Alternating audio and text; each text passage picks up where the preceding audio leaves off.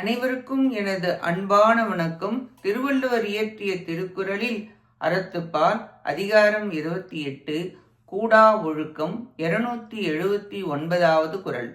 கனை கொடிது யாழ் கோடு செவ்விது ஆங்கு அன்ன வினைப்படுபாலால் கொளல். நேராக தோன்றினாலும் அம்பு கொடியது, வளைவுடன் தோன்றினாலும் யாழின் கொம்பு இன்னிசை தரக்கூடியது. ஆகவே மக்களின் பண்புகளை செயல் வகையால் அறிதல் வேண்டும். செயல் கொலை, யாழுக்கு செயல் இசையால் இன்பம் பயத்தல்.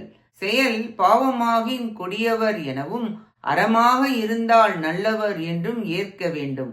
உலகத்தில் வேஷத்தால் நல்லவராகவும் ஒழுக்கத்தால் தீயவர்களாகவும் இருத்தல் கூடும்.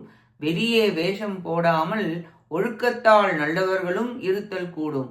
ஆதலால் அவர்கள் செய்யும் செயலை வைத்துதான் உயர்வு தாழ்வு நிச்சயம் செய்ய வேண்டும்.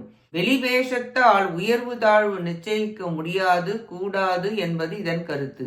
உண்மை துறவி மனத்தால் தூய்மையாக இருப்பர். புறத்தோற்றத்தை பார்த்து எடை போடாதே, அவர் செயல் பார்த்து அறிந்து ஏற்றுக்கொள்வாயாக என்று விளக்குகிறார்.